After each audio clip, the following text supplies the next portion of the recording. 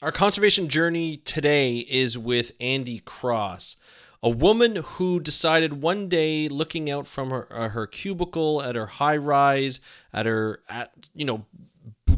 business growth job, said to herself, "Is this really it?" Like, she's overworking herself. She's always working. She's never really enjoys life other than working and enjoying her job. She's like, there's got to be more to life than this. And then she took risks and she found sort of her meaning of life. And she's living it right now through her new expedition, Edges of Earth. It is fantastic. I can't wait for you to hear about it. So let's start the show. Hey everybody, welcome back to another exciting episode of the How to Protect the Ocean podcast. I'm your host, Andrew Lewin, and this is a podcast where you find out what's happening with the ocean, how you can speak up for the ocean, and what you can do to live for a better ocean by taking action. And action is what Andi Cross took, probably with going against all advice from her family and friends, except for two people in her life, where she was just like, you know what? I need more in life, and I'm going to just forget the good track that I'm on now with corporate America and doing all the things that I should be doing, and I'm going to live a life that's more fulfilling. I'm going to live a life that brings more impact, not only to her own life, but to the lives of others, and tell stories to just of people who are doing amazing things, not only for the ocean, but for the planet. And then also living, just enjoying nature, enjoying scuba diving. She became a dive master within 5 years. She uprooted herself from the U.S. to move to Australia and has, gone all over the world to literally the edges of the earth to be able to tell these stories and to be able to share these stories of people doing amazing things about the planet, whether it's a business, whether it's science, research, conservation, it doesn't matter. She has and will continue to tell these stories. So, Andi Cross kind of came to me through an email. It was one of those things I talk about in the interview. It's one of the things where sometimes you just never know who you're going to get. When people reach out to you, I get a lot of, spam where it has nothing to do with, the subject matter of this podcast with a lot of these emails. But this email just kind of hit me different. It was somebody who was doing something really great with these conservation journeys that we were talking about. I wanted to make sure that her conservation journey was told, her story was told to you, because I just thought it was amazing. So without further ado, here is Andi Cross talking about her new expedition, Edges of Earth, and how she's able to sustain this type of lifestyle. Enjoy, and I will talk to you after. Hey, Andi, welcome to the How to Protect the Ocean podcast. Are you ready to talk about connecting with nature? I am always ready. Thank you for having me. You bet. I get a lot of emails from people trying to come on the podcast and, be a guest on the podcast to promote what they do and to talk about what they do. And a lot of the times, believe it or not, it's like spam. And it's like somebody who's like wants to talk about investing in oil or something, like completely opposite of what I try and do on this podcast. But every once in a while I get an email being like, hey, I have this person here who's like is doing this type of work, and it's just like automatically I'm like, yes, I have to do this. And once I saw your name and once I saw what you are doing right now, not even just trying to do, but what you are doing and what we're going to talk about today about reconnecting with nature and reconnecting people with nature and unplugging sort of from our regular daily grind and lives, to going into nature and sort of just enjoying it all. I was like, this is going to be amazing. This is exactly what I would like to do. And so I even said before the interview, I'm like, hey, like, I'm envious of what you're doing. I'd love to take my family and do all this stuff. This would be awesome. But we're going to get all into that. Talk about the company that you have, talk about what the mission behind that is, where you came from beforehand and how what the decision-making was to do this type of lifestyle, and really your conservation journey. It's going to be a lot of fun. But before we get into all of that exciting stuff, I want to hear the exciting stuff of just sort of who you are and what you do. Thank you for those very kind words. I absolutely appreciate it. And I'm very, very glad what we're doing over here is resonating. So thank you over and over. I'll just dive right in. I am not your typical scuba diver. I didn't even know how to swim until I was 30. Wow. So my conservation journey is not like the others, I have to say. I come from genuine corporate America, your traditional blocking and tackling, move up that corporate ladder. And one day I just looked out the window of my very tall, high rise corporate office and said, what am I doing?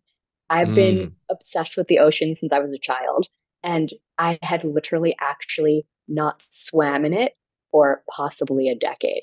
So it was time to upheave my whole life and radically change. And it's been a very interesting and long journey. But by trade, I'm a growth strategist, which means I help businesses and brands figure out how they're going to evolve and move with times, whether it's reaching new audiences, building new brand aesthetic, creating new marketing strategies.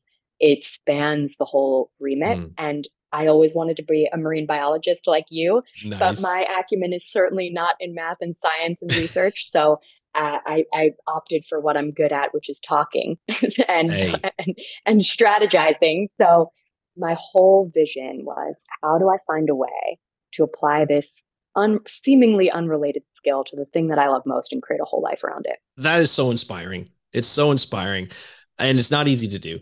And we're going to get into to do that. But it's interesting how you were talking about how, like, one day you're looking at your high rise and of like your office, and you're just like, what am I really doing with my life? Because there have been a lot of, I'm sure the audience of members can connect with that, and including myself, just being like, am I really on the right path? Is this going to be my life, for the rest of my life, or until I retire, going through the grind now? And when you say, like, you were in corporate America, like, you grew up in Philly, is that right? I grew up in Philadelphia. I grew up to two very entrepreneurial parents. And my whole world was, you're going to move to Manhattan and you are going to become a CEO and an executive, and you're going to do it fast. And this was the best training in the world. I loved it. I was the New York gal. I'd go to Right. work, I'd be the first one in, the last one out. Like my whole world revolved around becoming a professional businesswoman. Right. And I would never trade that for the world. But in that journey of taking those steps into corporate America, I lost something really critical. And that was my passion, my hobbies, my interests. So the whole thing was, how do you bring these two worlds together? And a lot of people want that and need that, but don't know how. And that was my quest to figure out, how do I bring these two worlds together as seamlessly and effortlessly as possible, and as quickly as possible too. Yeah, which is, again, not easy to do.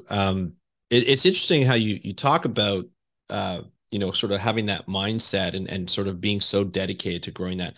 Do you find that when, as you were growing up and sort of understanding that, because as somebody who grows up with two entrepreneurial parents, and so it's in that mindset that you're going to become an entrepreneur one day at some point, and you want to get it so fast, so you sound like you were very dedicated. Did you find that you lost out on other things in like maybe during high school, or even during university time or college, where maybe you're like so dedicated that you kind of lost those hobbies? Is that where it started, or was it after Yeah, school? that's a really good question. I think so. I was passionate about the ocean since day one. My first Mm. word was fish, not mom, not dad, fish. Love it. I carried around encyclopedias of fish and would recite facts to anyone who would listen, like I was into it. Yeah. And I was out in nature quite a bit as a child and really fantasized about a world in which I could explore. I didn't really know what that meant, but I Mm. liked going on these little adventures where I would find myself lost in the woods, or finding something new, or coming home and saying, oh my God, you won't believe what just happened to me. Like I loved the storytelling and I Yeah. loved the shock and awe factor. And so that never went away throughout my life. But what did was the connection to the ocean. My parents Mm. took me to the Jersey Shore. We Hmm. waded in, ankle deep water. Maybe I jumped over some waves here and there, but this girl was not swimming laps in a pool and was not out in open ocean. So Right. I missed out on the experience of getting beneath the ocean Mm. and getting beneath the waves. But I I was so laser focused on my career that it actually just didn't matter.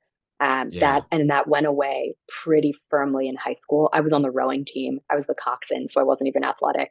I was just telling people what to do, You're talking. You're, and as you I said, was you're talking. talking. My favorite thing to do. And so I had some connection with water, but I wouldn't say, I was that ocean that ocean steward or person who was just out in the water all the time, 24/7, like some of the people I spend time with nowadays. Right, right. I love that. I love that sort of looking back at that and saying, okay, here's where the problem occurred. And then I assume your career was thriving at the time. Like you talk about sort of working with some pretty major brands, with the company that you were with. Can you just talk a little bit about that, like where you were in that side? Because I think a lot of people would probably be like, well, yeah, if your career wasn't doing well, you have to have a change. But it sounds like you were Right. pretty much on the up and up with your career and rising fast. Yeah. So basically, what happened was when I was in high school, I was not good at school. I had to try really hard to get good grades. So I studied all the time. I was horrible at math, horrible at Mm. science. I mean, I'm talking F. My Oh dad had to no. tutor me my whole life to even just pass those subjects. But I was really excelling in other areas, and it just wasn't really in school. I would do really well in written exams or Hmm. communicate, talking again, verbal, Yeah. anything verbal. But because of that struggle, I then felt like I had to go so much harder and try so much more than everybody else to exceed in my profession. So there was a program with Ogilvy and Mather, which is a really large ad agency, 2,000 people in the New York office. It takes up a whole city block. Wow. And I was dying to get in. And it's called the Associates Program. And it basically is a fast track program to get you into leadership roles quickly. Okay. And all I wanted in the whole world was to get into this program and become the next advertising executive. Mm. And so I literally studied day in and day out. How will I get a spot? They take 20 people. There's over, 3,000 people that apply each year for the program. I got in. Wow. I was the last applicant accepted, and they Nice. said, your presentation was so strange and so bizarre that we're willing to take you on a chance. And if you prove us wrong, we're going to be really disappointed. And if you prove us right, amazing. And No I said, pressure. No pressure. no pressure. I said, what's the hardest, most grueling, most painful role in this company? And I will take it and I will make it my own. And they said, business development and sales, pretty much. They Okay. said, you have to sell the company to clients and win that business and help forge partnerships for Ogilvy, help grow our book of business. Wow. And Now I I have said, to ask done. before you go on, what was so Yeah. strange about your presentation when you went in Oh, there? you know what? Honestly, it was the prompt we had to draw out a pitch for Okay. what you would do with water bottles, plastic water bottles, Gotcha. uh, if they were no longer able to be used for water purposes. So you have an abundance of plastic water bottles. Yeah. What would you use them for? People were coming in saying we would create dams to stop plastic pollution in Africa. And I came in and said, we're going to put them at bars and have them be uh, microphones that people can sing into, the That's drunker the pick. that's awesome.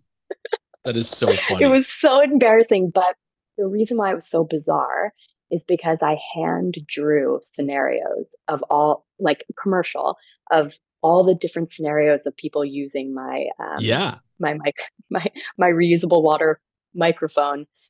So my reusable water bottle microphone. So they were Yeah. like, this isn't what we were expecting, but sure. But that's creative if you think about it. That's like, Sure. yeah, It and was. probably It was usable. weird. Yeah, it was It was weird, but I weird. could see it being used. And as someone who doesn't love like people singing karaoke, because a lot of people don't have the voices, that's perfect because you don't really hear them that much. Or they could just sing into the bottle and nobody gets Well, amplified. and I'm a professional lip syncer. That's my favorite Ah, thing to do. okay, So for me, gotcha. I was thinking of myself as the target audience. I'm like, what would I use these for? Oh, I already use them for this. I sing into my plastic reusable I water love bottle it. all the time. Love And it. now we don't even use them because they're horrible. So Yeah, yeah. had to Okay. change. I love it. I love it.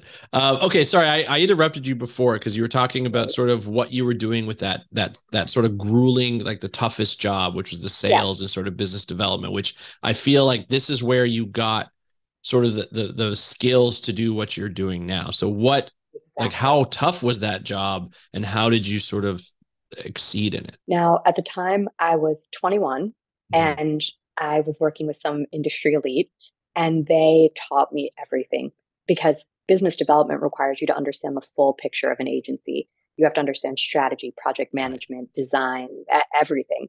And so my job was to work with every single department to create these beautiful pitch narratives to go out and explain why our agency was the best possible solution, and Mm. why we were the right fit for major companies, IKEA, Coca-Cola, Nestle, Dove.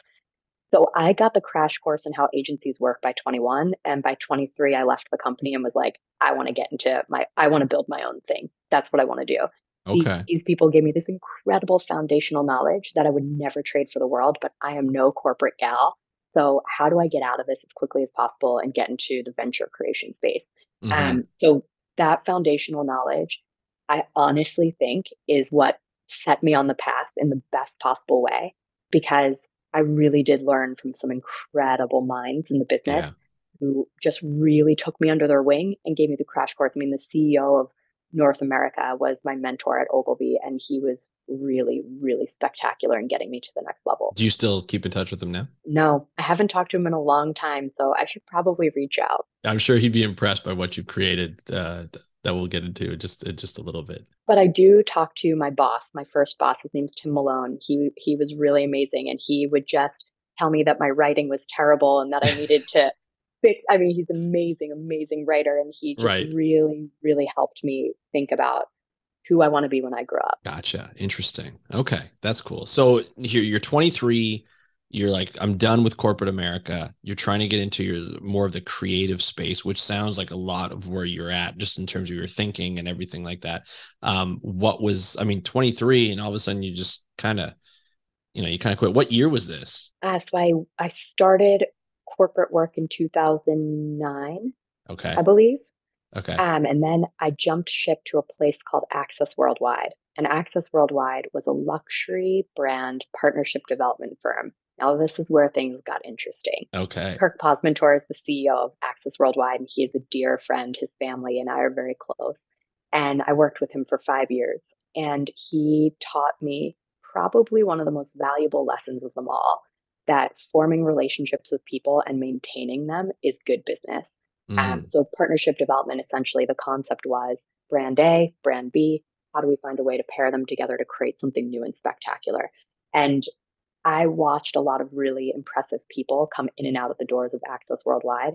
CEOs of major luxury brands, Rolls-Royce Motor Cars, Audemars Piguet, Graf Diamonds, major brands. And it was a teeny tiny little startup agency, but we were delivering pretty interesting work.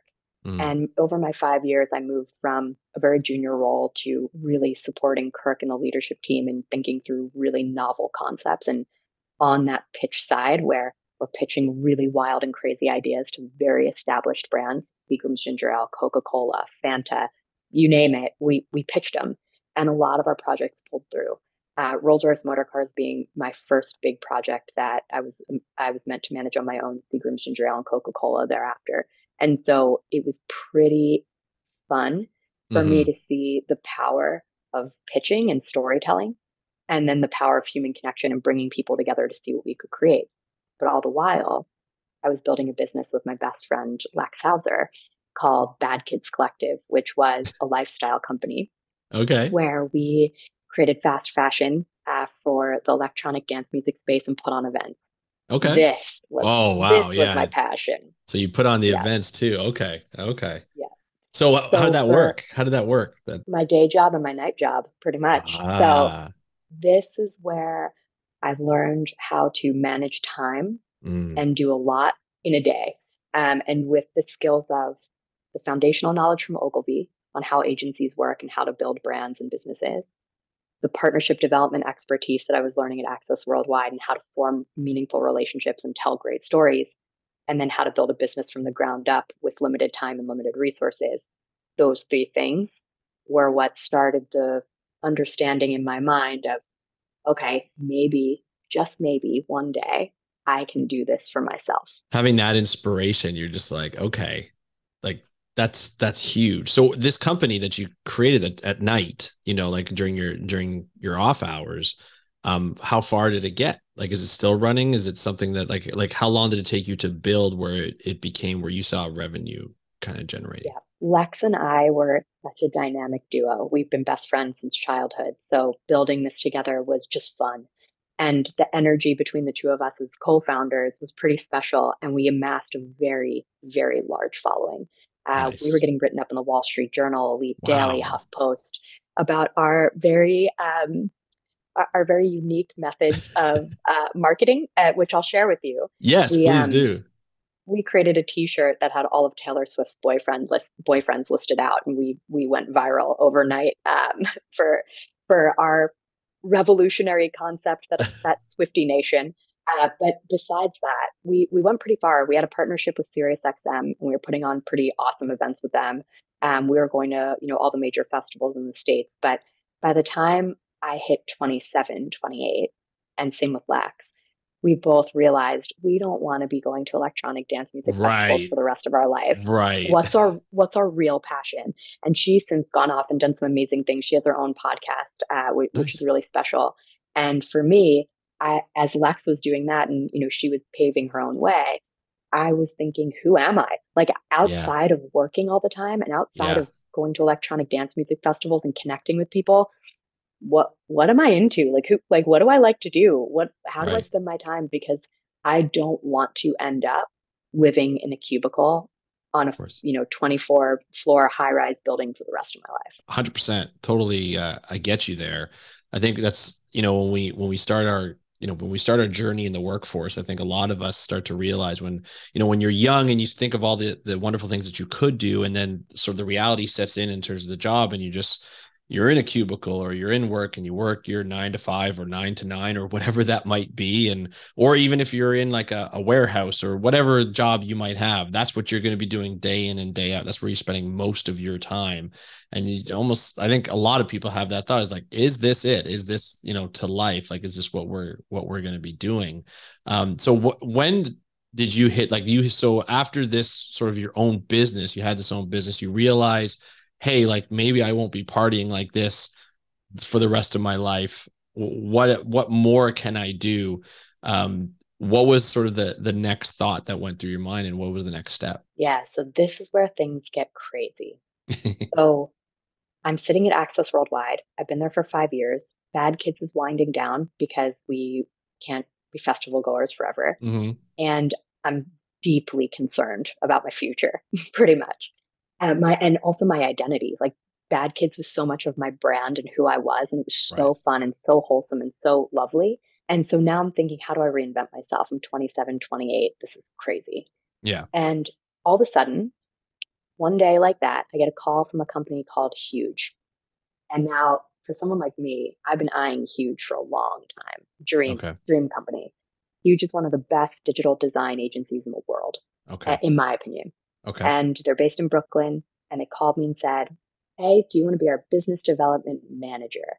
And at the time, Oh, I was a wow. vice president of strategy and creative. So I'm thinking, this is a significant demotion, but it's huge. So what do I care? I go in for the interview. They hire me the next day. And Wow. I've now left Access Worldwide and I'm going to Huge.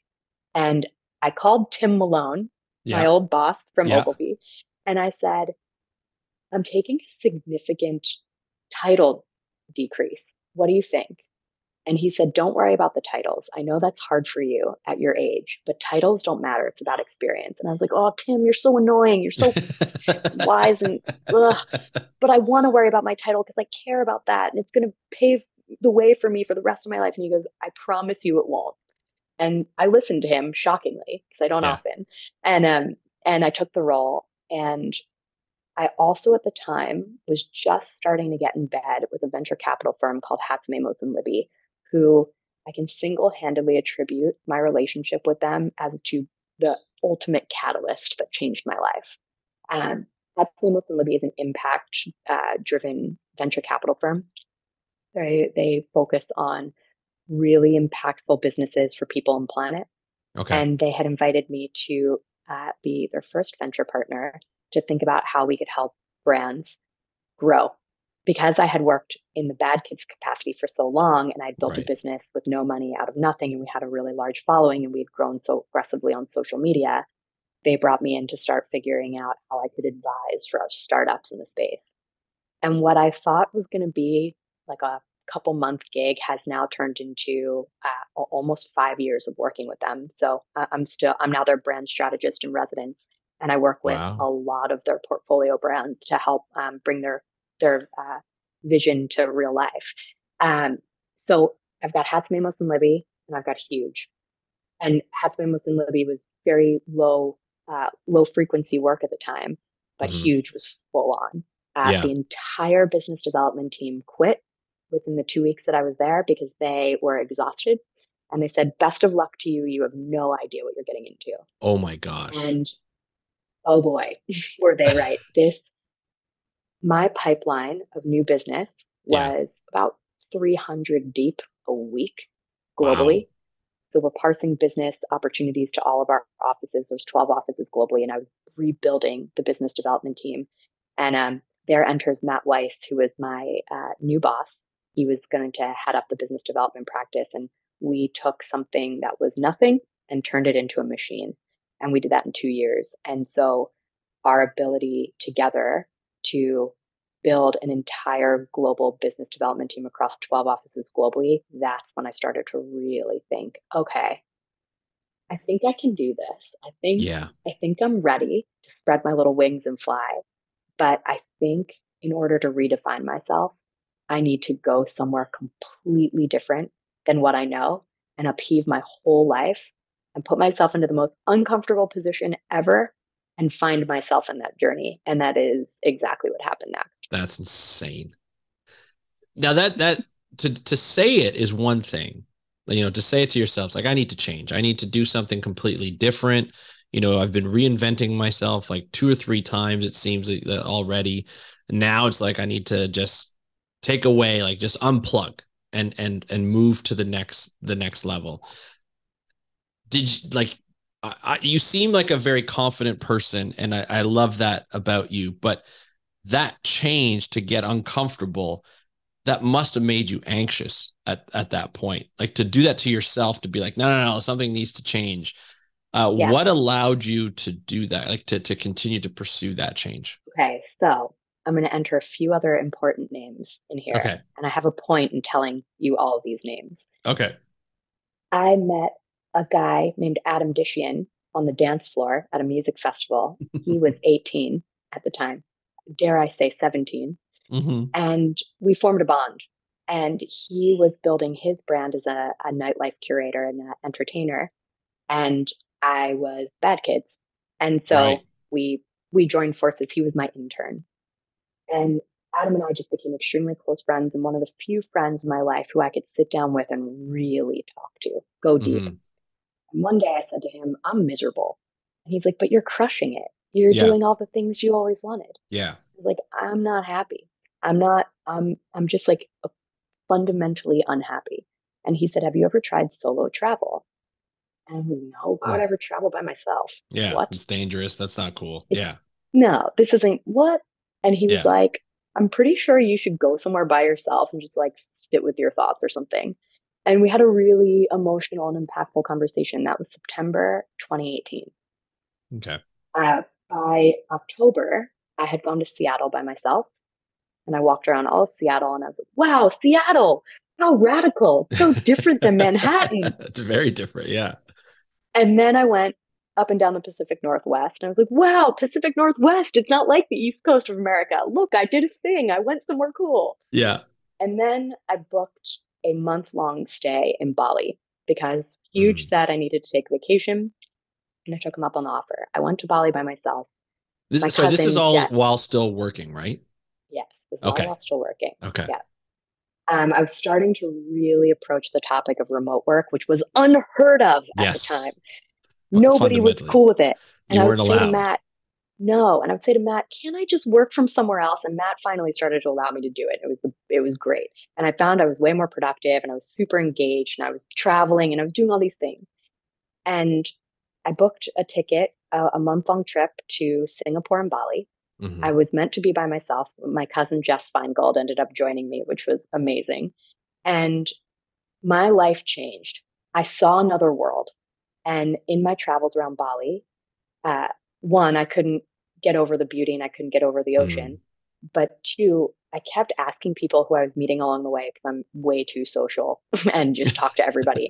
Um, I said to myself, no new friends. And I came out with a husband and a whole bunch of best friends. So I'll get to that point. But I just kept meeting all these people from around the world. I met people from London. I met people from Paris. I met people from all over Germany. I met, all of these incredible people. And I would ask them about their lives, and I would ask them if they were happy. And they'd Yeah. hesitate and, I don't know, I'm working on it. But then I'd meet the Australians, and Mhm. every single one, literally every single one that I met, would say, I love my life. My life is awesome. And they Huh. tell me about their life.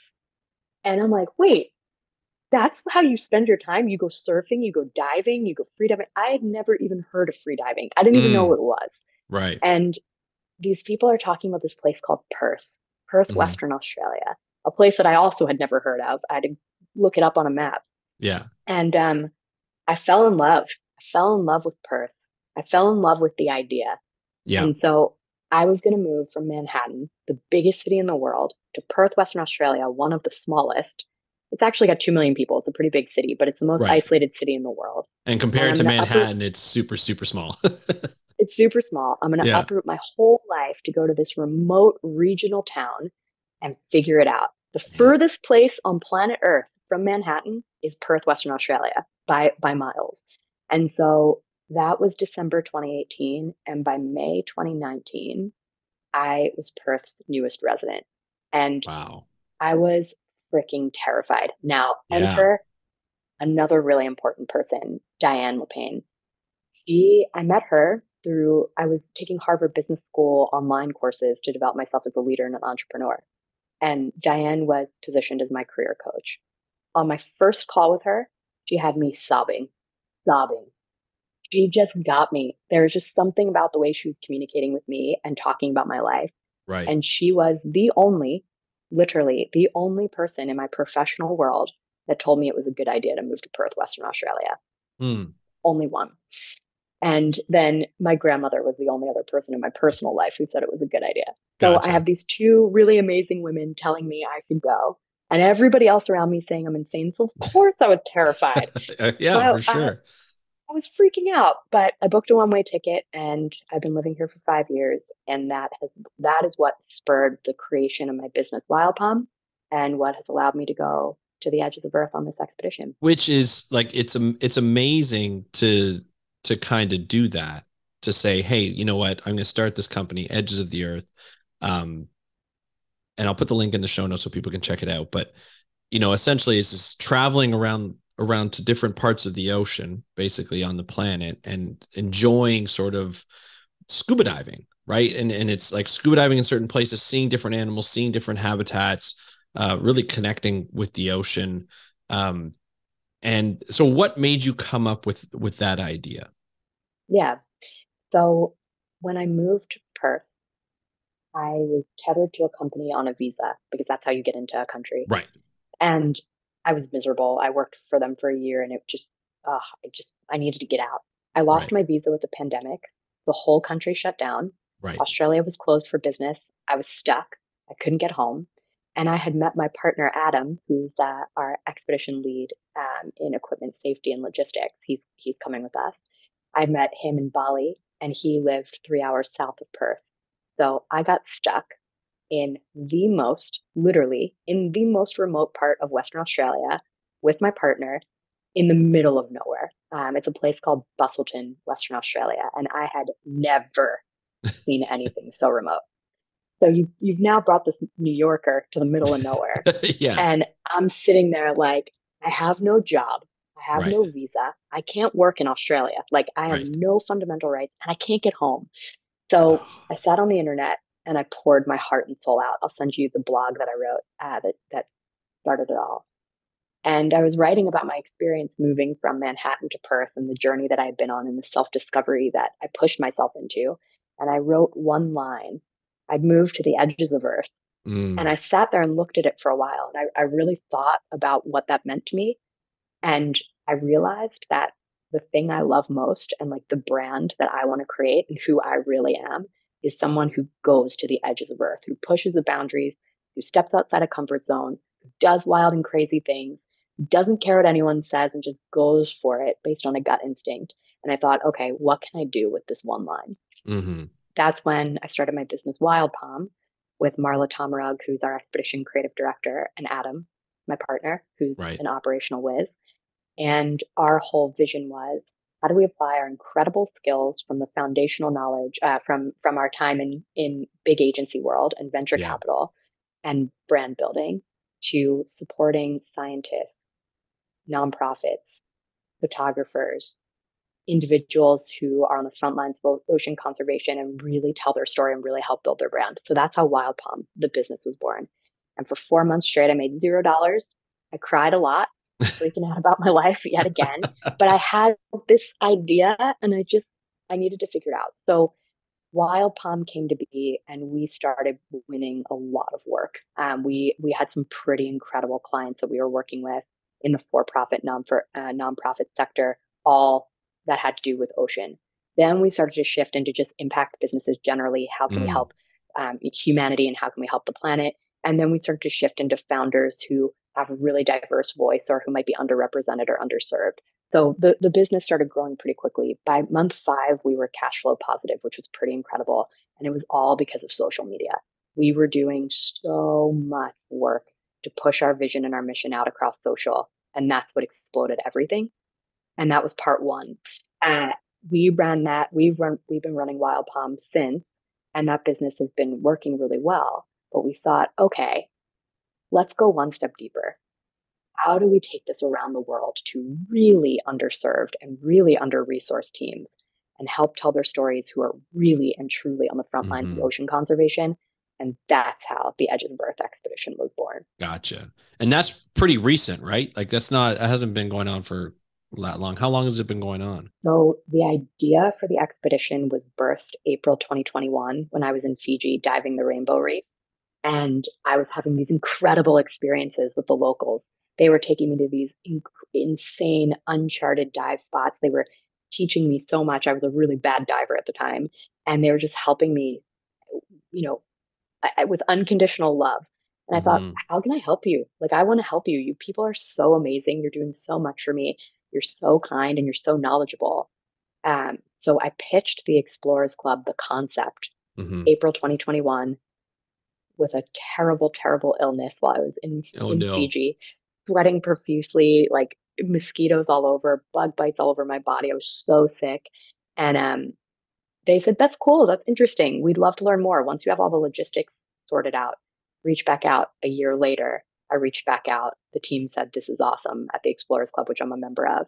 Right. And we started to put the wheels in motion. So it's been, really since April 2021, the Edges of Earth has been conceptualized. And now we take off today for our first leg of the expedition. Okay, so tell us what it's like. Tell us how it all works, because like this is awesome. Like, I'm getting you at the perfect time because you're just about to go on your first expedition. So tell us sort of the concept behind it and how it all works with people. Yeah. So while Wild Palm is operating in the background, Wild Palm is the consulting business that helps build and develop brands that future-proof our planet and our humanity. That business is what's funding the expedition. So we worked really, really hard over the last 3 years to generate enough cash flow that can then be parsed into the expedition. Now, the expedition is a 2-year voyage. We're going to 50 locations, some of the most remote edges of Earth you can imagine, kind of like where I've lived for the last 4.5 years. And we are meeting with people on the front lines of ocean conservation, be it scientists, eco tour operators, researchers, nonprofits, for-profits, you name it. We're meeting with a lot of pretty incredible people, and we're helping tell their stories. We're telling their stories across our social channels, our existing ones and ones that we're building. They're not live yet because it's expedition day 1 as of today. Yeah, right. But we are really helping them think through how to shape and craft those stories of their life's work, essentially, because some of these people that I'm meeting with are so incredible, and their stories have literally never been told. And not to mention their stories, their impact work. Some of these projects that they've been on or that they've initiated are some of the most positive ocean wins you could imagine. And this is where the social media aspect comes into play, love it or hate it. social media does a really good job of pushing bad news, doom and gloom. The Mm, world is dying, the planet's mm-hmm. over, the next generation is screwed. But the people that I'm meeting with are doing really impressive and amazing things to combat some of the damage that we've done Yeah, and are restoring, conserving, protecting some of our last natural wonders. And it's really important that we tell those good news stories to inspire others to realize 100%. I can get out there and do this type of work too. There's a lot of opportunity and career potential in this space. I don't have to be a marine biologist to get involved with the ocean. I can create my own business. If these people can, I definitely can. Mm-hmm. And also to just instill a little bit of hope and positivity into our everyday around what's actually happening with our planet in some of these really remote places on Earth. Awesome. Like this is just amazing. Um, it's a fun concept. You know, the edges of Earth, 50 places, go to the edges and very remote places.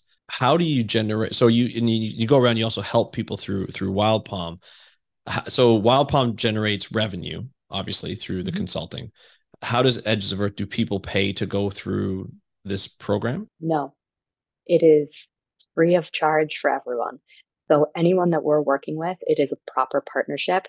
Go back to the Access Worldwide days of forming connections and providing value to one another.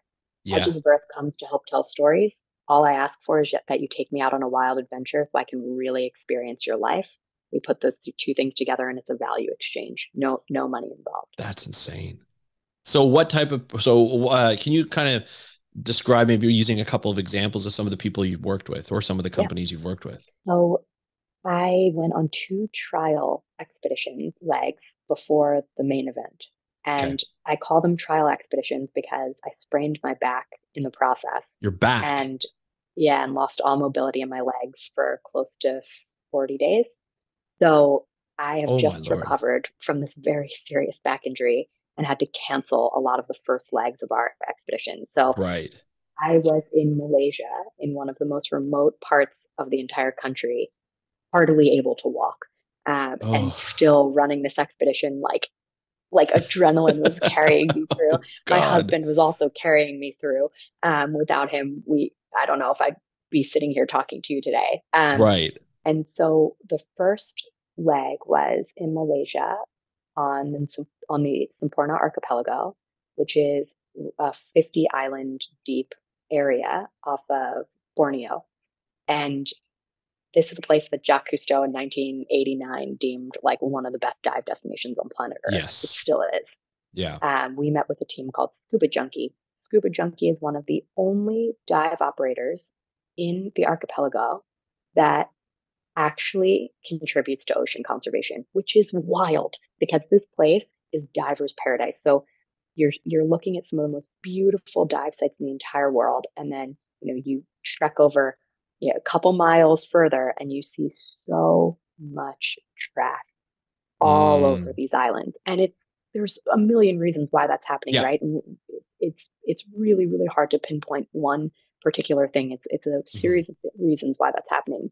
Yeah. But Scuba Junkie is the only dive operator that equal parts takes you out on beautiful dives and then really empowers divers to get out there and do something right for the planet. So for every dive you go on is as much trash that you pick up on islands. So Interesting. I wanted to connect with them and hear their story. And when I met their team, it just blew me away. And this is the value exchange. I'm telling their story that's largely untold. Not a lot of people know about Scuba Junkie in the middle of nowhere, Right. Malaysia. Yeah. And they're opening my eyes to the good news and the positivity that's happening all around the world and the way that they empower their divers. So every single diver that leaves Scuba Junkie is wearing a t-shirt that says Scuba Junkie on it because they're repping that brand hard after their Of experience. course. And they're thinking about how can I contribute? What can I do more? How can I do better in my everyday? I just saw the stark contrast of beautiful, incredible dive sites and devastating waste issue. How can I give back and how can I do more? And Yeah. even just that exposure and that experience and the way Scuba Junkie really makes it a priority for divers to do their part, Yeah. that's the type of partnerships that I'm looking for. And that's the way I've built this entire expedition, looking for those people who really have dedicated their lives to this and who are going to tell us stories that are going to uplift us and inspire us to do more and do better. Absolutely amazing. Um, First of all, I'm still thinking about the spraining of the back. I didn't know you can sprain your back, and I didn't know it would be that devastating. But I've had back injuries before that have not even been close to that, and it was so painful. So I can't even imagine the amount of courage and sort of toughness that you have to pull yourself through that. So I apologize for bringing it back up again, but that's No, amazing. no, that's fine. It's funny. I have to say, the first month of my back injury, I would not classify myself as tough. I was hysterical, I would imagine, screaming in yeah, pain. My husband literally was like, "You need to get your shit together because yeah, you need the mental fortitude to get out of this." But month two, we did a lot better. But that was the first time I'd been injured so severely, yeah. and learning pain management was a pretty amazing journey. Yeah, I can. Yeah, I can just imagine. And now partnering with like doing this expedition, it takes up a lot of time.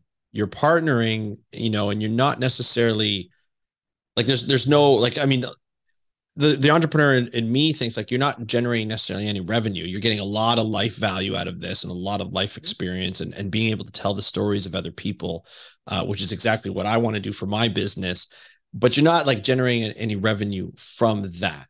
And I know a lot of people who want to do the similar type of work and travel around the world and be able to help the ocean and help sort of the planet are probably listening to this and be like, okay, well, how do you continue? So I assume that, and you can confirm this, like Wild Palm is still active in your life and you're still working with brands when you're between trips and things like that. Is that a Yeah. fair assessment? So yes, that's exactly right. Remember, I was telling you about the days of access worldwide. I've got a day and a night job. I've Yes. largely conditioned myself to be able to very successfully work on multiple things well at the Right. same time. But you need to have focus. So obviously, the Edges of Earth expedition requires a lot of work and a lot of planning and a lot of detail.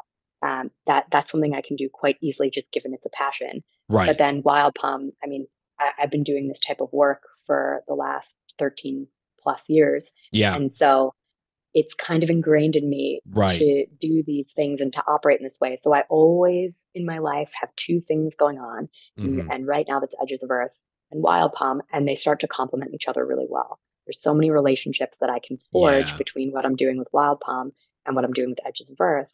But I think a really important note, just to throw another name in the mix, my best friend and largely my brother, David, he is a very successful lawyer in New York. And he and I talk about business and profession and personal growth all the time. That's probably the Right. crux of our talks. And he's been a dear friend of mine and close collaborator for a very, very long time. Hmm. Um, and one of the things that we talk about a lot is taking a few steps back to go leaps and bounds forward. Mm. And although Edges of Earth doesn't generate income, and I don't need it to because that's not its purpose, it's generating something else. And that ability to build brand and to build an experience that people want to be a part of and that I can help a lot of people through will ultimately help Wild Palm get to the next level. So even though there's some steps back that I have to take because I can't work with as many clients when I'm on expedition through Wild Right. Palm, that is money loss. It doesn't matter because what we're doing with Edges of Earth is meant to take Wild Palm leaps and bounds forward Right. after the expedition. That's amazing. And also, you're technically working, quote unquote, two jobs, but one of them essentially is a huge hobby, and something that you're passionate about. So it's like working a 9 to 5, but probably in a different, not in those kind of like that confinement, with Wild Palm, but then also sort of enjoying your life. And this is how you want to live your life. So you're not stuck. You don't look out the window when you're working for Wild Palms like, is this my life? You're probably like rephrasing like, this is my life. Like I get to go down to Perth and do these amazing expeditions that not many people are able to do on a daily basis, and then I can still work and still generate revenue to live a lifestyle that you choose and that you want to do. And I'm a big proponent of this for a lot of people who are involved in conservation. As you probably know, and probably the people you work with nonprofits and just individuals who are trying to probably do very similar things to what you're doing. Working in conservation, working in science, you're not earning a lot of money. You know that when you get in as a marine biologist or as a marine conservationist, you generally come in, you're like, you know what, this is my job. I love my job and this is what I'm going to do. But what tends to happen these days is that you work contract work, or you're working very like piecemeal work, not getting paid a lot, but sometimes not getting paid at all, still doing the stuff that you like, but not being, you're almost getting stuck into certain jobs where you may not like, or it might be toxic, or might be something that you would rather do something else, and probably asking the same thing is this my life? So I've always been a big proponent. I've been trying to do the same thing. I live a very similar lifestyle to you, where it's like, I have a full-time job and then I do the podcast on my own afterwards, and juggling a lot of things, being a parent, coaching with hockey with my girls and things like that.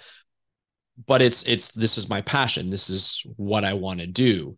Hopefully one day figure out how to do this more than, and then, the other job. But I always feel like you need to have to live the life that people want, especially in science and conservation, to have sort of the ability to say, I want to study this because I want to study this. Like, I'm interested in this. You almost have to have something that you can do to generate the revenue to allow yourself to be able to have that freedom to do that. You have this huge experience in business and branding and sort of growth strategy. What other types of sort of I guess like professions that people could do where they could have, say, a similar lifestyle to you, or like, be able to be a scientist, be like, you know what, screw what this nonprofit's doing. I don't want to work for them anymore. Not that they're bad or anything, but I want to kind of just follow my own path. What type of profession, or can they do it all in one to find something that can build revenue and still do the same thing?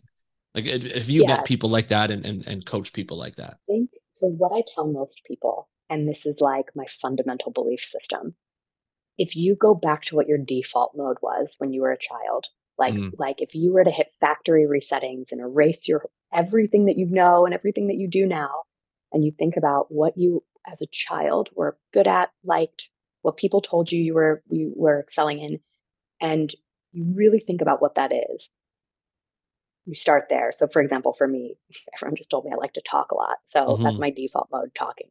Mm-hmm. And then you start to think of what are all the professions around talking. That Mm-hmm. I'm a good chatter. So what does that mean? What are my options? And you start trying things, right? You start trying all these different professions. You try all these different lanes in your early 20s.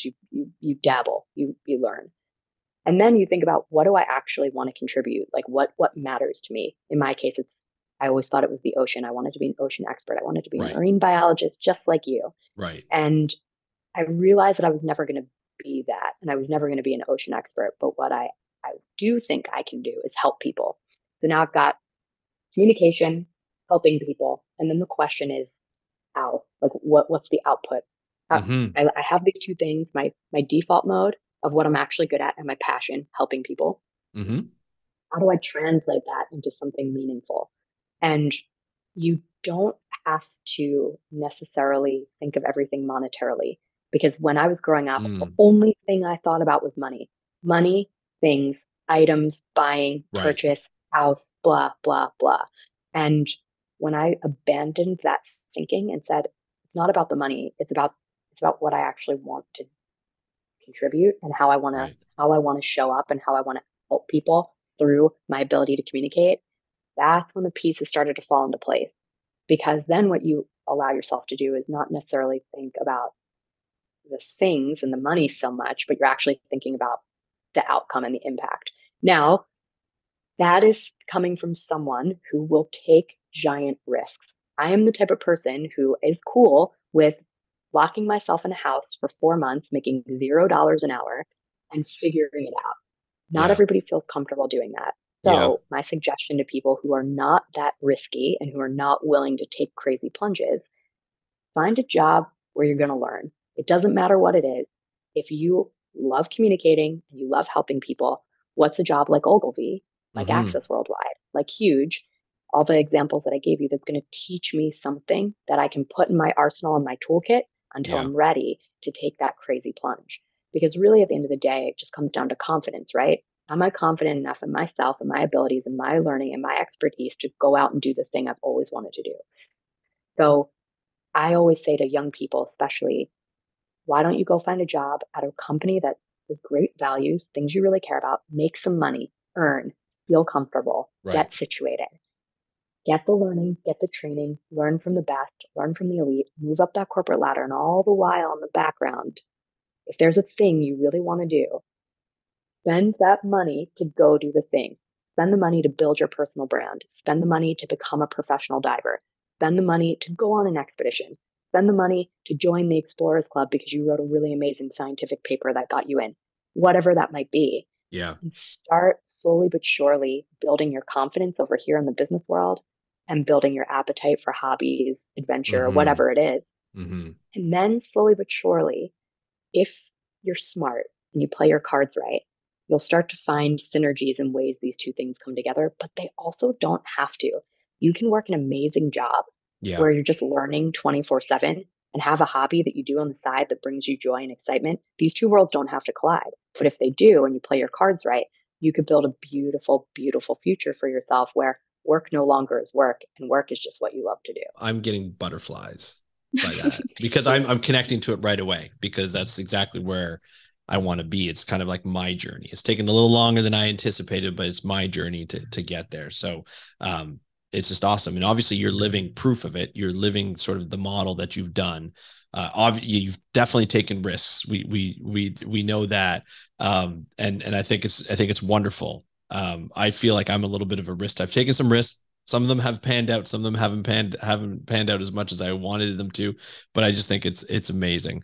And so this is great advice for the people that are listening to this, and that are listening to this episode and listen to this podcast, that want to do the same thing. And it's a bit of like, you're trying to buy your freedom, your freedom away from the traditional 9 to 5 type of job that dictate what you're going to do for the rest of your life, instead of, because I know a lot of marine biologists, I know a lot of people who want to get into conservation that are just like yourself, have sort of business acumen, but not a scientist, but are very interested in protecting the ocean and protecting habitats and protecting our planet. And this is a great way to sort of get people to think in a very, very different way. Not that they have to like travel around the world and go to the edges of the earth for their personal journey, but also like do what they want. It's almost like you're buying the freedom back of your life and being able to live that life. So you're not just waiting for retirement to do traveling or doing whatever you want, is you're doing it now, and you're able to, figure that out. And I think it's a fantastic way of doing this. You could probably have a very good business and coaching people through their careers just in the marine biology realm, because it probably get some good science done too by doing that. And I think it's awesome. Now you are about to head out in about less than 9 hours now to your first expedition. Are you able to talk about, do you want to talk about that and Yeah, what you're going to be doing? of Because I course. just think it's just absolutely amazing. Yeah, absolutely. And I definitely want to acknowledge before I dive in the point that you said about freedom, because I think when you start, if that's something that matters to you, for me, you said the word, right? All I Mm-hmm. care about is being free. I want to be Mm-hmm. free in my thinking and the way I do things. I don't want people telling me how to live my life or how to shape my profession or how to do my. I actually love people telling me how to do my hobbies because Right. there's a lot of people who are better at scuba diving than me. And I've had 100%. Yeah. amazing tutelage there. But at the end of the day, if you're seeking freedom, the only way to get it is to work very hard for it, right? And Yeah. unfortunately, in the world that we live in, you have to earn to be free. Right. And you have to figure out ways of sustaining your life and sustaining yourself to then ultimately do all the things you want to do. So that's a really important point. And that segues into where we're going first. This has been a place that I've been dying to go to pretty much for the last 5 years. It's been firmly on my radar, South Australia. We are there for 2.5 weeks. We are Mm. going to a place called Mount Gambier first, and we're going to experience the Kilsby sinkhole. This sinkhole is on a family farm. So the owners are going to meet with us to talk to us about the history of the sinkhole, Mm-hmm. and they're also going to let us dive in it. It's 15 degrees Celsius, so like Yeah. 60 degrees Fahrenheit. Yeah. A It's little cold, chilly. Little chilly. a little chilly, and it's a hole in the ground that just goes deep, deep, deep, deep, deep, and you can dive in it in this crystal clear water, and it's beautiful and Oh fantastic. And we're man. going to learn all about this natural wonder. So that's part one. Part two, We head to Port Lincoln, where we're meeting with some leading scientists who have discovered lots of new research on the Australian sea lions. They are very different than other sea lions around the world. So we're going to be talking about their mating, their feeding, their largely all of their behavior, and some of the conservation programs that have been put in place that have really spiked the Australian sea lion population for the win. Yep. And then we have the pleasure of going out on a liveaboard for 9 days. And I just found out there's some pretty famous people who just so happen to be on the liveaboard too, like people who I've admired for a very long time, who I coincidentally get to be on board with. So I'm freaking out. And we're going to learn about the giant cuttlefish mating season, which is in full swing right now. Can't wait. I know that's the trigger word for you. Yeah. Um, we're going to see the leafy sea dragons, and we're going to study great white sharks. Given that I haven't dove in 65, 70 days, I am very interested to see how I'm going to do coming off this back injury. But the goal of this expedition is to really talk about the big four marine animals Yep. down in South Australia, talk about Yep. this remote place on Earth that just has so much magic happening Yeah. all in this one area, and meet the people who are doing the thing, who are on the Yeah. front lines of conservation. I mean, some of these people that I'm talking to have studied cuttlefish for 40 years. That is Crazy. what they have done. Yeah. And I'm not someone who could focus on one thing for that long, Right. let alone For sure. this is wild. So I'm really, really, really thrilled that all of the people that we've reached out to, who are experts in the big four, have been willing to meet with us, talk with us, interview. So we're going to have some incredible stories coming out of this place. Amazing. Now, how are you going to communicate that with sort of the general public? Is it through sort of writing? Is it because obviously you talked about your writing skills and how it's improved throughout your career and how you've been able to do that. You have blogs on the sort of in the story section of your website, which I'll link to in the show notes. Or is it going to be video? Is it going to be audio? Like, is it going to be all sort of types and mainly on social media? Like, how can people follow these types of stories that are happening? Yeah. So Marla Kamarag, our creative director, she is photography, videography. She's incredible. Adam and I will be also documenting and writing. So we'll distribute all of our content across the Edges of Earth channels, like you mentioned. It's amazing to get that type of sort of partnerships, like where they're helping you tell those stories. Did you reach out to them, or did they reach out to you, or is this maybe through other networks that you've had throughout sort of building businesses and growth strategies? I'm going to tell you my best kept secret. Ooh, And this is again, awesome. this goes back to the foundational days at Ogilvy, the Right. partnership development skills at Access, the having to build something out of nothing at Hatzmemos and Libby and with Bad Kids, and building a team out of nothing at Huge. You learn that shameless outreach, the worst that could happen is they say no. Right. So for me, I will reach out to anyone and everyone with a story and say, here's what I'm trying to do. Here's what I'm going to give you. And here's what I hope you can give me. And I have to say, of everyone we've reached out to, not a single person has not gotten back to us to say, I'm interested. Let's do Right. this. This isn't the right time for me. Maybe not. If it isn't the right time, let me connect you. So the power of shameless outreach can go really, really far. It's how I built my company, Wild Palm. It's how we're Yeah. building this expedition. And it's probably my biggest piece of advice to anyone looking to start something. Just reach out. But Yeah. in your outreach, have a really, really clear vision of what you're trying to achieve. Tell them what you're going to provide them and Yeah. what they can do to help and work with you, and make it really mutually beneficial, because at the end of the day, we're people just trying to help other people. And the Yeah. power of human connection goes really, really far, but you have to reach out. You have to try. Yeah. So essentially, with these magazines and these sort of outlets, you reached out to them and you said, hey, so I've got this Edges of Earth sort of program that I'm doing, this expedition. It'll be great content for your magazine. I'll write the article. Will you publish it in the article? There's no money exchange. It's just more of, I can provide you with content, great content. You provide me with sort of distribution of that content, and then we have a good win-win situation. Is that correct? That's correct. So Treat it like a we've business done almost, right? Like a business deal where exactly. you have to deliver. If you promise, you have to deliver. Exactly. And so, this is true of our local partners. if they're going to provide me with an incredible experience to get under the hood of their ocean conservation efforts and really sit there and tell me their life's work, I better translate that in the best possible way. And that's what I've taken on board as the challenge that I want to navigate. And so far, it's been really special and amazing. And I've been so fortunate to meet with some really, truly incredible people who have been so responsive and so interested and so passionate that it really makes the whole expedition worthwhile. I mean, even if I've sprained my back again and didn't get to go on this 2-year expedition, the people that I've met along the way have proven my theories that human connection and helping others and sharing positive news really is the bedrock of a happy society and a happy life for an individual.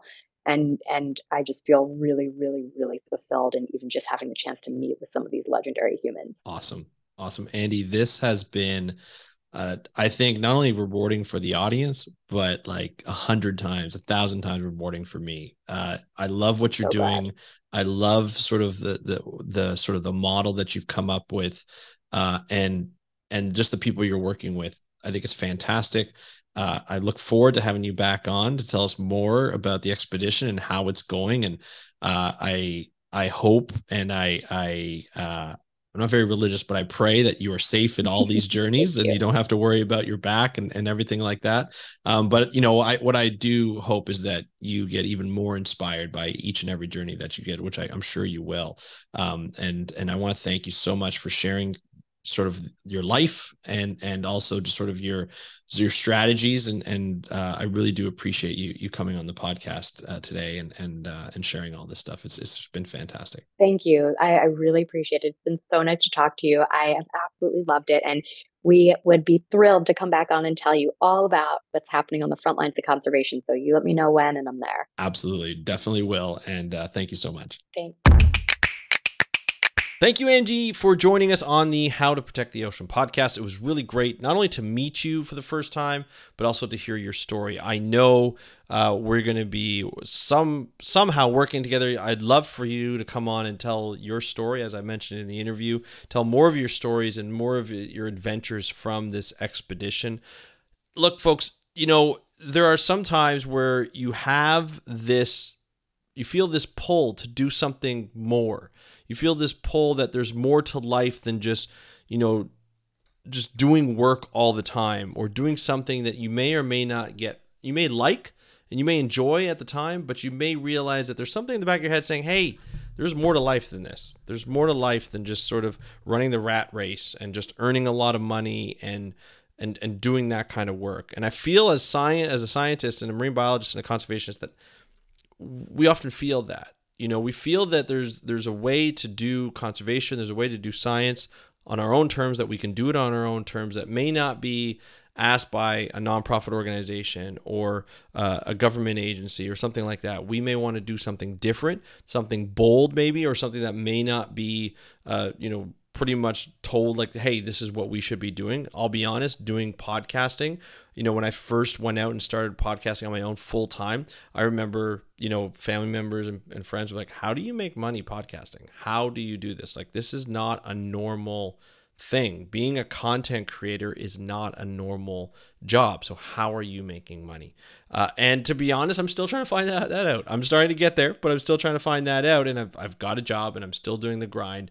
I found my revenue source for now. And maybe that'll change one day. But Andi has her revenue source that allows her to live the life that she wants. Live the life with her partner to be able to say, you know what, I'm going to go for it. I'm going to do this. They both want to do the same thing. And, for 50 different spots at the edges of the earth, she's going to be there with him as well as the rest of their team to be able to tell the stories of other people who are doing amazing things and that you probably wouldn't hear the stories. Does that sound familiar? Because it sounds familiar to me. I've been talking about doing that for a long time. She's living it. I plan on doing it in a different way, and it's amazing. It's amazing to see someone doing this. It gives me that hope. It gives me that motivation to continue on and doing what I do.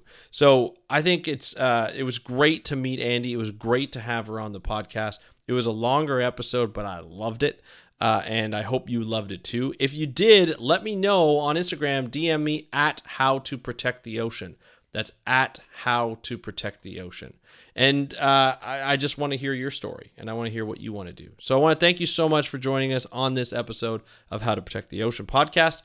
I'm your host, Andrew Lewin. Have a great day. We'll talk to you next time, and happy conservation.